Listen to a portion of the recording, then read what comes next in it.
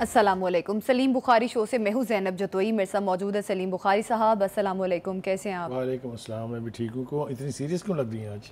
आज कुछ चीज़ें ही ऐसी हुई हैं कि सीरियस हो गई हूँ मैं। अच्छा ठीक है। प्रोग्राम में आज हम बात करेंगे मशरक़ वस्ता इस वक्त जंग की लपेट में है। कल ईरान ने तकरीबन 400 बैलिस्टिक मिसाइल के ज़रिए इसराइल पर हमला किया और कल आलमी तौर पे सब ने देखा कि किस किस्म का वो हमला था, जिसे आयरन डोम कंट्रोल करता हुआ भी दिखाई दे रहा है। लेकिन ईरान की जानिब से ये कहा जा रहा है कि जो मिसाइल फायर किए गए उन्होंने बड़ी कामयाबी से इसराइल के जो अहदाफ थे उनको निशाना बनाया। इस पर आज हम बुखारी साहब का तज्जिया लेंगे। ईरानी पासदार इंकलाब ने कहा है कि इस्माइल हनिया की शहादत का बदला लिया गया है। हसन नसरुल्लाह को शहीद किया था इसराइल ने कुछ रोज़ कबल। तो आप जिस तरह से आप सब जानते हैं कि ईरान हमेशा से एलानिया तौर पे सपोर्ट करता रहा है और ईरान ने कल प्रूव भी किया है। इस पर भी आज हम बुखारी साहब का तज्जिया लेंगे। आर्टिकल 63 नज़रसानी अपीलों पर आज समाअत हुई है और आज जिस तरह से देखा गया कि बैरिस्टर साहब ने आज एक मुकालमा किया चीफ जस्टिस ऑफ पाकिस्तान काजी फायद ईसा से और कुछ चपकलिश भी देखी गई। इस पर भी आज प्रोग्राम में हम बात करेंगे। चीफ जस्टिस काजी फायद ईसा बरहम भी दिखाई दिए और पीटीआई के वकील को तकरीबन अदालत छोड़ के बाहर भी जाना पड़ गया। इस पर भी आज हम बात करेंगे। बुखारी साहब, कल आपको हमें बता दिया था कि ईरान बदला तो यकीनन लेगा इस्माइल हनिया की शहादत के बाद, तो कल ईरान ने एक कामयाब जो है बदला लिया। देखिए, गुजारिश ये है कि ये जो जंगें जब शुरू हो जाती हैं ना, तो उसमें इस्तिलाहात का इस्तेमाल बहुत केयरफुली करना चाहिए। हम ये कहने के बजाय कि कल ईरान ने इसराइल पर हमला कर दिया है, मेरे ख्याल से हमें ये कहना चाहिए कि इसराइल ने जो उनके ऊपर हमला किया था ये उसका जवाब है। ठीक है, तो बहुत फ़र्क पड़ जाता है इससे। बिल्कुल ठीक है। ये मैं क्यों कह रहा हूँ, मैं आपको ज़रा थोड़ा सा इंटरनेशनल लेवल के ऊपर मीडिया जिस तरह से इसको प्ले करता है उसकी कुछ मिसालें देना चाहता हूँ। देखिए, इसराइल गज़ा की ईंट से ईंट बजा दे मलिया मेट कर दे उसको, ये एस्केलेशन नहीं है। लेबनान में घुस के इस्माइल हानिया को शहीद कर दे, एस्केलेशन नहीं है। लेबनान के ऊपर दर्जनों जहाज़ों के साथ टनों के हिसाब से बम बरसा दे, 1000 के करीब लोगों को शहीद कर दे, ये एस्केलेशन नहीं है। इजराइल शाम के ऊपर हमला कर दे, वहाँ उसको एरियल बॉम्बिंग के ज़रिए तहस नहस करने की कोशिश करे, एस्केलेशन नहीं है। इजराइल यमन पे हमला कर दे, वो एस्केलेशन नहीं है। लेकिन ईरान अगर वहाँ पर कर दे तो ये वॉर एस्केलेट हो गई है। क्या सदके चले जाए इंटरनेशनल मीडिया की मुनाफिकत के, उनके दोगलेपन के, उनके डबल स्टैंडर्ड्स के। तो एक तो ये वाज़ह करना बहुत ज़रूरी है कि Iran has used it's right of defence, क्योंकि ईरान को पेनिट्रेट करके उसके अंदर उसके आए हुए एक मेहमान को शहीद करना was an act of war. बिल्कुल। दूसरी बात है, you did the same thing in Lebanon when you मार्टायर्ड Hasan Nasrallah. बिल्कुल, और ईरान ग्राउंड बना भी रहा था कि ईरान को किसी तरीके से इन्वॉल्व किया जा सके इस जंग में, और वो ठीक है। देखे ना, वो जो भी प्लान कर रहा था, लेकिन हमें ये जरूर कहना चाहिए कि एग्रेशन किया था इसराइल ने, डिफेंड किया है अपने आप को और बदला लिया है ईरान ने। हाँ, एक बात तो हो गई, ठीक होगी, लॉजिकली तो ये दुरुस्त है। दूसरी बात ये है कि जंग को फैला कौन रहा है। मेरे ख्याल से अब इसके ऊपर किसी किस्म की लफाजी का इस्तेमाल करने की बजाय सीधी सीधी बात यह है कि जंग का दायरा कार वसी कर रहा है इसराइल। लिहाजा इंटरनेशनल कम्युनिटी को और इंटरनेशनल ऑर्गेनाइजेशन को इसराइल को रोकना है फ्रॉम एस्केलेशन। फर्क पड़ता है, फर्क पड़ा है ना दोनों इस बात से। एक बात है। दूसरी बात यह है कि ईरान के इस जवाबी हमले ने आयरन डोम को तो उठा के ज़मीन पर फेंक दिया है। जो इसराइल समझता था कि मैं बिल्कुल महफूज हूँ, आयरन डोम में कोई पेनिट्रेशन नहीं हो सकती। आप जरा ये देखिए कि खुद उनके अपनी फौज, ये मेरे सामने इजरायली मीडिया की रिपोर्ट पड़ी हुई है, जो ये कहते हैं कि उन्हें मिलिट्री की तरफ से जो, यानी इजरायली फौज की तरफ से जो इलामिया जारी हुआ है, उसके नतीजे में वो ये कह रहे हैं कि हमारे जो एयरपोर्ट्स की बिल्डिंग्स थी उनको भी नुकसान पहुंचा है, और जहां मुरम्मत होती है जहाज़ों की उनको भी नुकसान पहुंचा है। तो ये मान लिया उन्होंने कि जो एयरपोर्ट्स को हदफ बनाया था उन्होंने, वहाँ ईरानी मिसाइल्स पहुँचे हैं। ईरान की तरफ से तो कल दावा ये किया गया था कि 12-13 के करीब वहाँ जो जहाज़ खड़े थे फोर्स फाइटर्स, जिनके ज़रिए लेबनान पर बमबारी होती थी, सीरिया पर बमबारी होती थी, उनका भी सफाया कर दिया गया है। एनीवे, तो ये बिल्कुल वाज़े तौर पर ये ایکسیپٹ کیا جا رہا ہے اسرائیلی آرمی کی طرف سے کہ یس وہ اپنے اہداف پر گرے ہیں. ایک بات تو یہ تو یہ جو آئرن ڈوم کا ایک بت کھڑا کیا ہوا تھا اس کی تو ایسی کی تیسی ہو گئی ہے. ٹھیک ہے جی. اب جناب ہم دیکھ رہے ہیں کہ امریکی صدر صاحب جو ہیں وہ اب گدڑ بھبکیوں پہ آ گئے ہیں جی. ہم یہ کر دیں گے, ہم یہ چھوڑیں گے, ہم یہ نہیں کریں گے. اس کا جواب بھی پھر پاسداران کی طرف سے بھی آیا ہے. ہاں جی. جو ان کے روحانی رہنما ہیں اس کی طرف سے بھی آیا ہے. پھر وہ جو ان کی باقاعدہ آرمی ہے اس کے جو چیف آف آرمی اسٹاف ہے اس کی طرف سے بھی آیا ہے. وہ اس کو انگریزی میں کہتے ہیں کم گیٹ اس, اور پنجابی میں کہتا ہے کر لے جو کرنا ہے. تو انہوں نے تو ان کو کہا ہے کہ اب آپ کا جو شوق آپ پورا کرنا چاہتے ہیں وہ کر لیں, ہم اس کے لیے تیار ہیں. ٹھیک ہے جی, آگے آ جائیں. انہوں نے پھر شوق پورا کیا اپنا زمینی کارروائی کرنے کا. لبنان کے اوپر داخل ہوئے, وہاں جو جوت پڑے ہیں ان کو ابھی تازہ بالکل لیٹسٹ جب ہم داخل ہو رہے تھے تو خبر آئی ہے کہ اسرائیل آرمی نے ایکسیپٹ کر لیا کہ ہمارے ساتھ فوجی مارے گئے ہیں وہاں, اور کافی ہمارا نقصان بھی ہوا ہے. جی ٹھیک ہو گیا. اس کے بارے میں یہ بتاتا چلوں آپ کو کہ لبنان اور حسن نصر اللہ صاحب ہمیشہ سے یہ کہتے تھے کہ جس دن زمینی فورسز کو لبنان میں داخل کرنے کی غلطی کی اسرائیل نے تو پھر اس کی نسلیں پچھتائیں گی. آج اس کا ایک ابتدائی ثبوت ہمیں مل گیا ہے. آگے دیکھیے ایران نے بھی کہا ہے کہ ہمارا چھوٹا سا گوشہ تھا ابھی آپ لوگوں نے جو دیکھا ہے اس سے بڑی ہمارے اندر کیپیبلٹی ہے کہ وہ اس کے اوپر ہم آتے ہیں. مجھے ایک بات کہ نے مجھے حیران کر دیا وہ یہ کہ وہ جو میزائلز گئے ہیں وہاں ان کی جو ایرانی قیادت ہے یہ وہ انہوں نے اس کے حوالے سے ایک یعنی وضاحت تو نہیں کہنا چاہیے, اس کے حوالے سے ایک اعلان کیا ہے کہ سپریم لیڈر نے جو تصویر دکھائی ہے میزائل کی جو ٹویٹ کی ہے اس میں جی وہ آرٹیفیشل انٹیلیجنس کی مدد سے بنے ہوئے میزائل ہیں. ایران آرٹیفیشل انٹیلیجنس سے ویپنری بنا رہا ہے, یہ بہت بڑی خبر ہے. اس کا مطلب یہ ہے کہ ان کی ٹیکنالوجی بھی کہاں پہنچی ہوئی ہے. جی ٹھیک ہے. اور یہ اسی لیے یہ ٹویٹ کی بھی گئی تھی کہ میسج چلا جائے اکراس کہ ہم بھی کوئی یہاں بیٹھ کے موم بتیاں نہیں بنا رہے. ٹھیک ہے جی, آگے چلیے جناب. اسرائیلی میڈیا نے ایران میں حملے اور فوجی اہداف پر میزائلوں کی بارش کا اعتراف کرتے ہوئے کہا ہے کہ فضائی اڈوں کی عمارتوں کا, جس کا میں بھی ذکر کر رہا تھا کہ ان کو نقصان پہنچا ہے. تو یہ اب صرف ایرانی دعویٰ نہیں ہے, اسرائیل کی طرف سے اور اس کے میڈیا کی طرف سے, اس کے فوجی ترجمان کی طرف سے اس کا اعتراف کیا جا چکا ہے.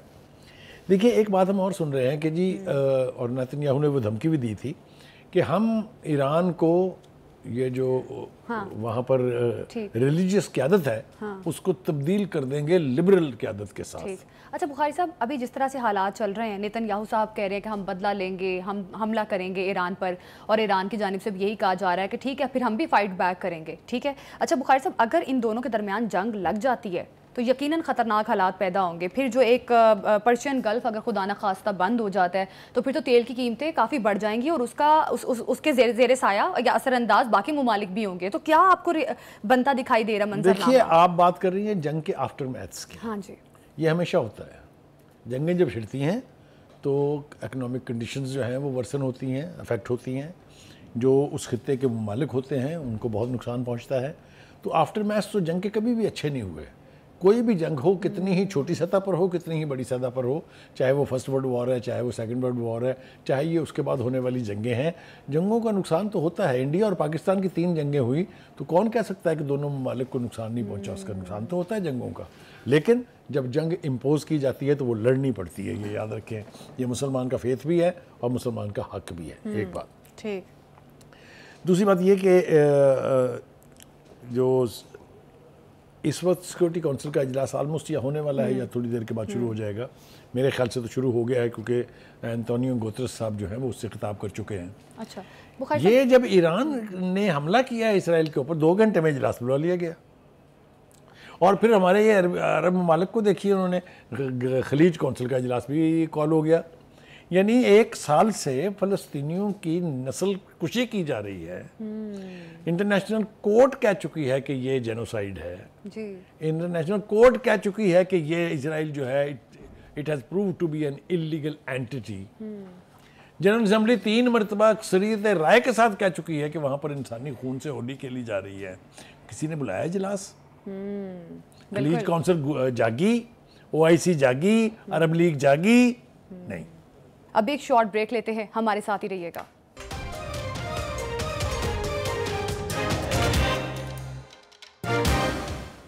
Welcome back. یہ جو بے حسی کہہ لیجیے آپ اس کو, کیلسنس کہہ لیجیے آپ اس کو, امریکہ کا ڈر کہہ لیجیے آپ اس کو, مجھے کوئی باک نہیں ہے. امریکہ کا ڈر اور امریکہ جو رجیم چینج کرنا چاہتا ہے, میں وہی بات کرنا چاہ رہا تھا, آپ نے دوسرا سوال کر دیا تھا کہ یہ امریکہ کی بہت پرانی خواہش ہے کہ جو اس وقت ریلیجیو پولیٹیکل لیڈرشپ ہے ایران میں, اس کو تبدیل کیا جائے لبرل لیڈرشپ کے ساتھ.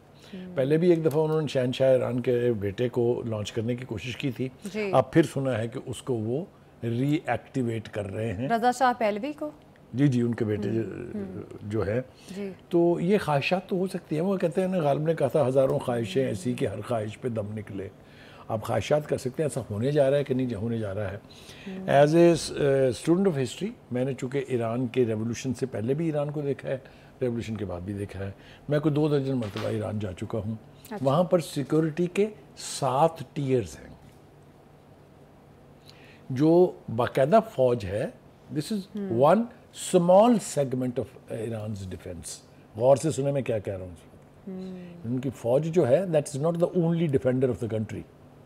اس کے بعد ہیں پاسداران, who are basically the custodian of the revolution. They have to defend the revolution. And ان کی تعداد 55 لاکھ کے قریب ہے. اس کے بعد ایک تیسری فورس ہے which is called بسیج, جن کے سروں کے اوپر پٹی بندی ہوتی ہے اور وہ کہتے ہیں جہاد فی سبیل اللہ. آپ نے دیکھی ہوں گی تصویریں. They are volunteers. They don't fight for money. They are not regular army forces. وہ اپنا کام کرتے ہیں. لیکن جب جنگ کا طبل بجتا ہے تو 4 گھنٹے میں وہ اپنے یونٹس میں رپورٹ کر دیتے ہیں as full fledged army people. Now I am talking about 1 crore of people. 10 million سے زیادہ لوگ ہیں جو ٹرینڈ فوجی ہیں وہاں کے. ان ٹیئرز کو پینیٹریٹ کرنا اگر آسان ہوتا تو اب تک ہو گیا ہوتا. ایک باقی 3 ٹیئرز کیا ہیں؟ ایک ہے ان کی یعنی جس کو کہتے ہیں علماء کاؤنسل, جس طرح ہمارے ہاں ہوتی ہے, اسی طرح ان کی شورائے علماء ہے, علماء کی شورا ہے. ٹھیک ہے. اس کے اندر وہ لوگ ہیں جنہوں نے انقلاب کے اندر خود جدوجہد کی ہوئی ہے, خود اب کسی کا بازو کٹا ہوا ہے, کسی کے پاؤں پہ چوٹ لگی ہوئی ہے. یعنی دوز پیپل, دوز علماء who participated in that جہاد against شہنشاہ, یہ وہ لوگ ہیں. سو ان کی ڈیڈیکیشن کا آپ اندازہ کر سکتے ہیں. پھر ان کی ایک ریولوشنری کاؤنسل ہے جس کا کبھی ایک وقت میں آپ کو ہاشم رفسنجانی صاحب اس کے پریزیڈنٹ ہوتے تھے. تو کہنے کا مطلب یہ ہے کہ یہ ان کی آئیڈیالوجیکل باؤنڈریز جو ہیں وہی پینیٹریٹ نہیں ہو سکی ہیں ابھی. تو ملیٹریلی آپ ان کو کیسے پینیٹریٹ کریں گے یہ دیکھنا باقی ہے. تو جس بندے کو ان کی ان ٹیئرز کا پتہ ہے وہ اتنی آسانی سے نہیں مانے گا کہ آپ اس کو کھا جائیں گے حلوے کی طرح سے اور کوئی پوچھنے والا نہیں ہوگا. بخاری صاحب, ایران اور اسرائیل اب ایک طرح سے ایک دوسرے کے ساتھ فرنٹ پر آ گئے ہیں, تو کیا آپ کو لگتا ہے کہ ایسٹرن پاورز اب اپنا رول پلے کریں گی جنگ کو بند کروانے میں, سیز فائر کروانے میں؟ دیکھیے گزارش ہے کہ اب تک تو یہ سارے لوگ, چاہے وہ ایسٹرن ہیں, چاہے ویسٹرن ہیں, چاہے گلف کے ہیں, چاہے عربز ہیں, سب چپ چاپ کر کے بیٹھ کے تماشا دیکھ رہے تھے. اسی لیے 1 سال تک اسرائیل نے رuthless کلنگ کی ہے. تو ایک تو ان کو اس کا حساب دینا ہے. میں نے اپنے پروگرام میں آپ کے ساتھ بیٹھ کے کئی مرتبہ یہ کہا ہے کہ یہ جو کچھ ہو رہا ہے کوئی یہ نہ سمجھے کہ وہ اس سے محفوظ رہے گا. ابھی ترکی کے پریزیڈنٹ نے کیا کہا ہے؟ اس نے کہا ہے آفٹر لبنان the next target is Turkey. کہا ہے کہ نہیں کہا ہے؟ جی. That means یہ ایسکلیشن ہوگی, ہو رہی ہے. 4-5 ملک تو انوالو ہو گئے نا اس میں. اب اس سے آگے بھی خطے میں آگ لگے گی تو پھر آپ سوچ لیجئے کہ اس کا کیا نتیجہ نکلے گا. ٹھیک ہے جی. اچھا جی, دوسری بات یہ ہے کہ میں نے کہا جیسے کہ لبنان پینیٹریٹ ہو, آپ شام پہ اٹیک کریں, آپ یمن پہ اٹیک کریں, آپ ایران پہ اٹیک کریں, آپ کو آپ کے کان پر جو تک نہیں رینگتی ہے ورلڈ کمیونٹی کے. یہ برطانیہ کے جو پرائم منسٹر ہیں انہوں نے اعلان کیا ہم اسرائیل کے ساتھ کھڑے ہیں. وہ شرم کرو کوئی, اپنے ملک کے لوگوں کے جذبات تو دیکھو کیا ہیں. لندن کی نہیں بلکہ لندن کے ہر بڑے شہر کی سڑکیں جو ہیں فلسطینیوں کے حق کے اندر لاکھوں کی تعداد میں لوگ باہر نکلے ہیں اور اپنی ہی حکومت کی پالیسیوں کو انہوں نے کرٹیسائز کیا ہے. اسی طریقے سے بائیڈن صاحب کو بھی شرم آنی چاہیے, خیال کرنا چاہیے کچھ. ان کے شہروں کے اندر بھی آپ نے دیکھا کہ لاکھوں کے مجمع کے لوگ نکلے ہیں. Not only this, so much so that even the Jews they came out, اور انہوں نے پروٹیسٹ کیے ہیں کہ یہ جو کچھ ہو رہا ہے وہاں ٹھیک نہیں ہے. آپ دیکھیے جو انٹرنیشنل کورٹ آف جسٹس ہے اس نے کتنی ڈیٹیل فیصلہ دیا ہے.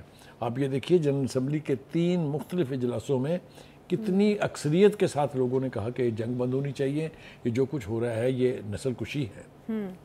رینگی کسی کے کان پہ جو یہ جو اس خطے کے بڑے بڑے عرب ممالک ہیں, نام لینے کی ضرورت نہیں ہے, سب کو پتہ ہے کون کون ہے. میں تو صرف عرب ممالک کو نہیں, میں تو اپنی حکومت کا رونا بھی روتا ہوں. ہمارے ہاں بھی سوائے چند بیانات کے کوئی کنٹریبیوشن نہیں ہے. بالکل.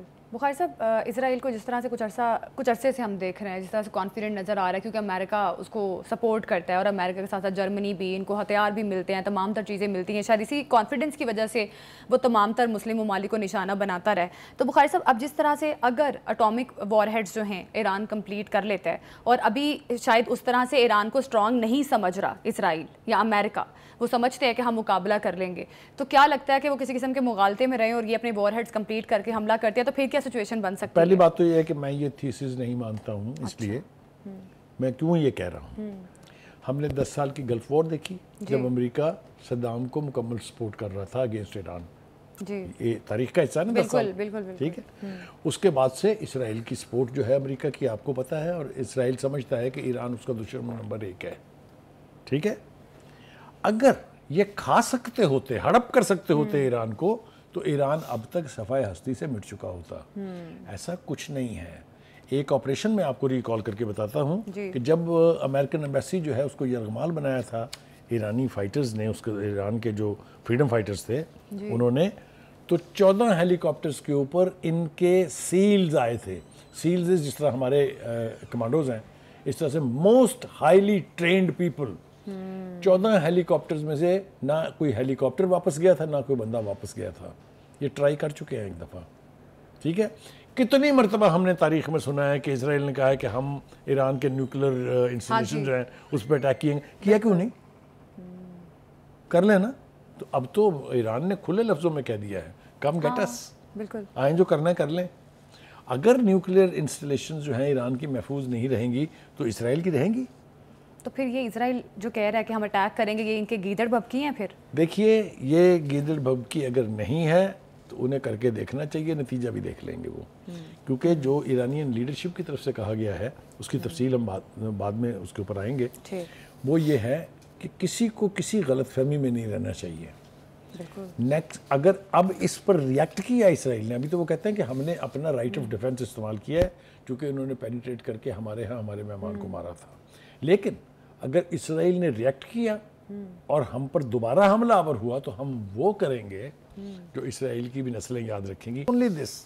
ایک اور بات جو میں کہنا چاہتا ہوں یہ کہ ایرانی لیڈرشپ کی طرف سے کہا گیا, پاسداران نے بھی کہا ہے, ان کے آرمی چیف نے بھی کہا ہے, ان کی جو پولیٹیکل لیڈرشپ ہے اس نے بھی کہا ہے کہ ہم اس خطے میں امریکہ کے اڈے اور اس کے ٹھکانوں کو نشانہ بنائیں گے. It's not a small threat. ظاہر ہے تیاری تو ہے پھر ان کی. ٹھیک ہے. اس کا مطلب تو یہی. دوسری بات یہ ہے کہ آپ کو ثبوت چاہیے اگر, تو یمن اتنی سی چیز ہے, انہوں نے وہ جو کوریڈور ہے جہاں سے بحری جہاز آتے ہیں وہاں ناطقہ بند کیا ہوا ہے پوری دنیا کی سپر پاورز کا. ٹھیک ہے. آپ بحری بیڑا لے آئے, وہاں ایک لائے, پھر اس کے بعد دوسرا لائے, پھر آپ وہاں ڈسٹرائر لائے. کیا کر لیا آپ نے؟ Houthis are still challenging your authority. کہنے کا مطلب یہ ہے جب آپ یہ طے کر لیتے ہیں کہ یا میں ہے نہیں یا سر ہے نہیں, پنجابی میں جس کو کہتے ہیں, جب آپ اپنی جان ہتھیلی پہ لے کے پھر رہے ہوتے ہیں, پھر آپ کو دنیا کی کوئی تھریٹ جو ہے وہ اس سے ڈر نہیں لگتا. سو میں وثوق کے ساتھ کہہ سکتا ہوں Iranian people are courageous people, so are the Palestinians. آپ ان کو ڈرا نہیں سکتے. اگر ڈرا سکتے ہوتے تو حزب اللہ بھاگ چکی ہوتی اب تک ایران سے. اگر ڈرا سکتے ہوتے تو آپ نے حماس کو نیست و نابود کر دیا ہوتا. یہ دونوں میں سے کوئی خواب آپ کا اب تک پورا نہیں ہوا ہے, تو آپ ایران کو کیا ڈرائیں گے؟ بالکل بالکل. ایران نے کہا ہے کہ وہ کسی بھی قسم کے خطر کے خلاف بالکل کھڑے ہیں اور یقیناً وہ مقابلہ کریں گے اسرائیل کا. اگر اسرائیل کی جانب سے کوئی بھی اٹیک کیا جاتا ہے تو ایران نے کہا ہے کہ ہمارے اندر اتنی کیپیبلٹی ہے کہ ہم اس کا جو ہے مقابلہ کر سکیں. اب ایک شارٹ بریک لیتے ہیں, ہمارے ساتھ ہی رہیے گا.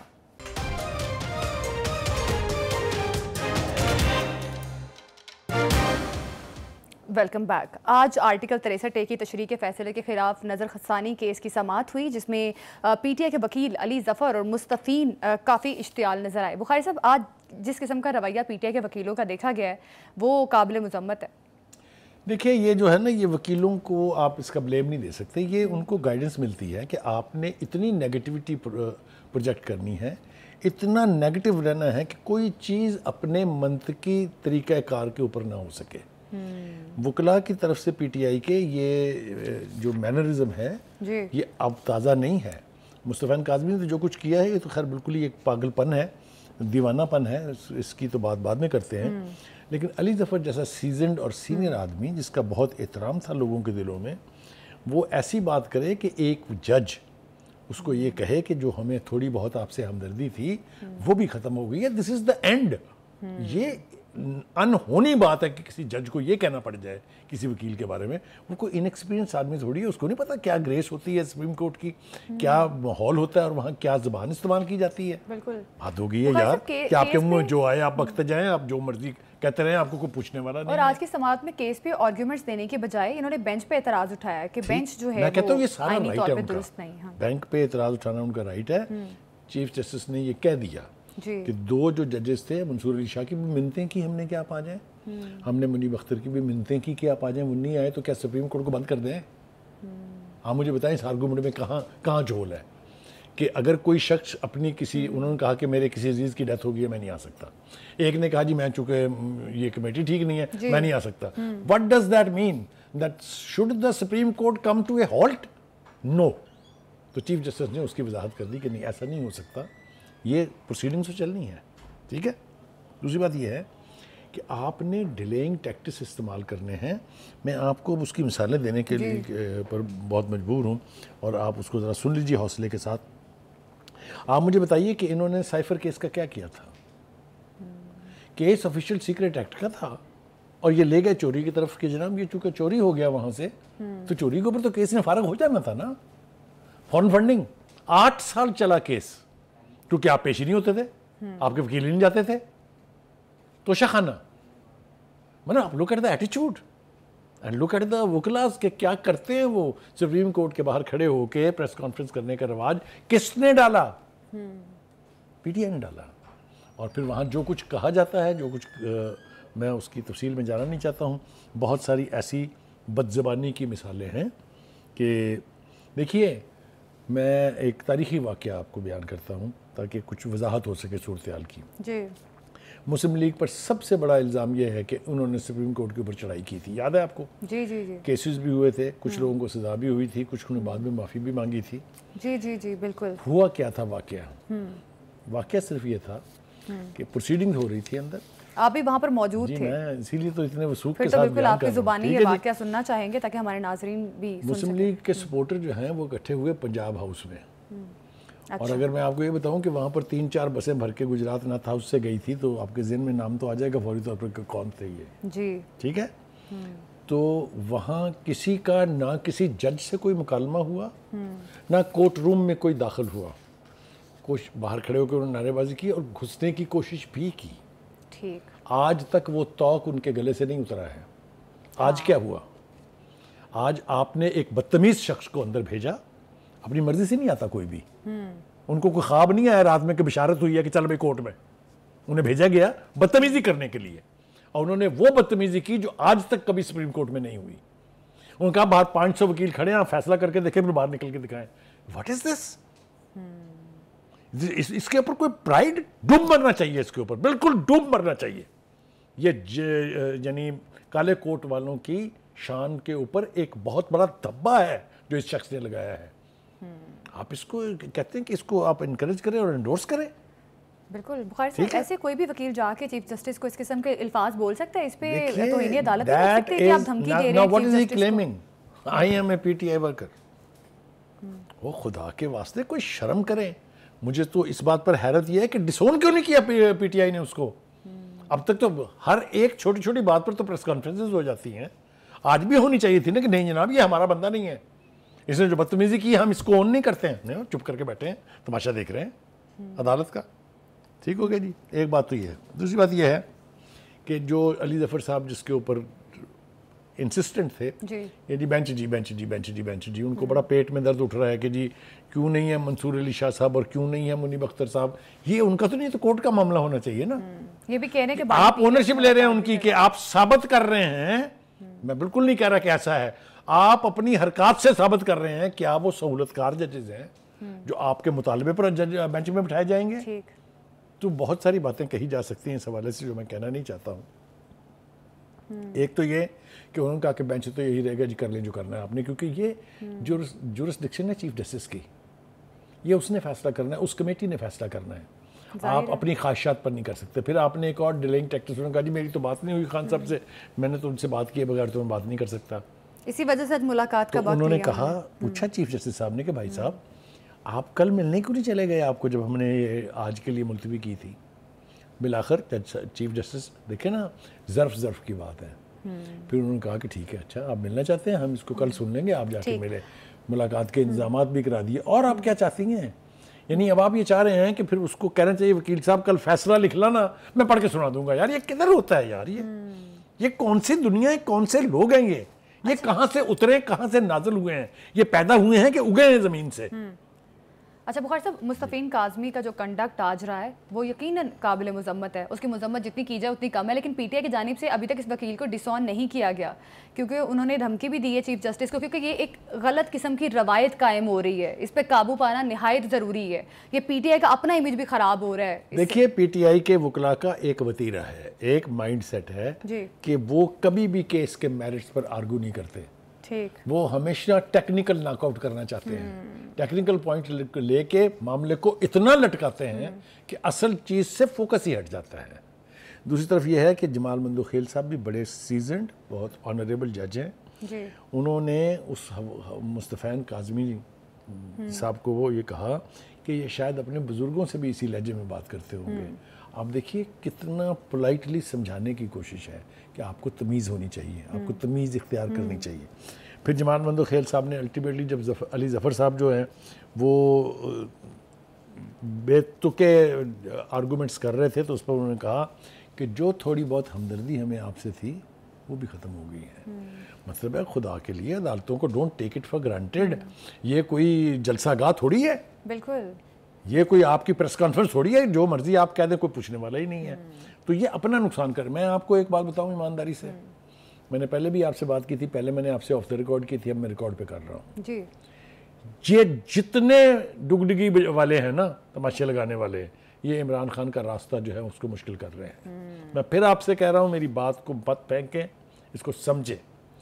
یہ علی امین گنڈا پور فار انسٹنس، یہ ویسے تو ان کو اونرشپ لینی پڑے گی نا، اس لیے کہ آپ کے صوبے کے ایک ہی صوبے میں آپ کی حکومت ہے اور وہاں کا وہ چیف منسٹر ہے. لیکن جو زبان اس نے استعمال کی، کیا کسی سین آدمی کو، کیا کسی سیزنڈ نیشنل لیول کے سیاستدان کو، کسی فارمر پرائم منسٹر کو اس کی اونرشپ لینی چاہیے؟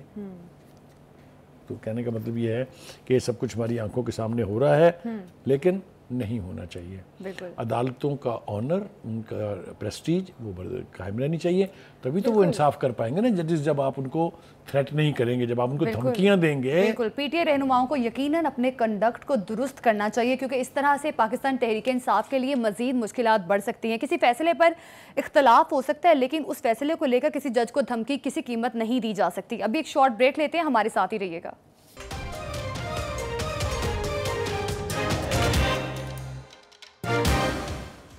Welcome back. میاں محمد نواز شریف نے کہا ہے کہ جب بھی کام کرنے کی کوشش کی گئی ہمیں فارغ کر دیا گیا.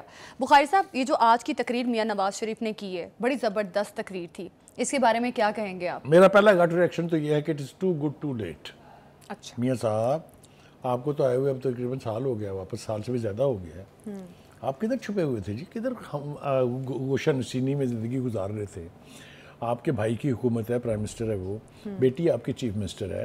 آپ کو تو لیڈ کرنا چاہیے، آپ کو تو ان کو گائیڈ کرنے کے لیے ایکٹیو پالیٹکس کرنی چاہیے تھی. آپ خاموش ہو کے گھر بیٹھے رہے ہیں، اور اب آپ اچانک نکلے تو آپ اپنے سارے کیے ہوئے کام گنوا رہے ہیں. کوئی ڈینائی نہیں کر سکتا اس بات کو کہ آپ کے دور میں بہت کام ہوا ہے، اور اس کی زمینی حقائق جو ہیں ان کو کوئی ڈینائی نہیں کر سکتا. They are on the surface. صحیح بات ہے.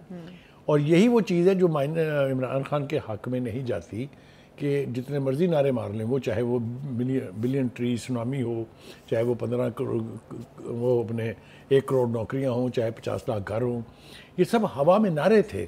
وہ میرا لیڈر آئے گی، 200 بلین لائے گی، وہ مراد سعید یاد ہے نا آپ کو، وہ درمیانی قسم کی چیز جو ہے جو انہوں نے دعوے کیے تھے. کہنے کا مطلب یہ ہے کہ آپ جب ہوا میں نعرے لگائیں گے تو اس کی کہیں کوئی سنوائی نہ ہوگی، نہ اس کی کوئی امپیکٹ ہوتا ہے. اور میں سمجھتا ہوں کہ نواز شریف صاحب کو ایک گنوانے کی ضرورت نہیں، سب کو پتہ ہے.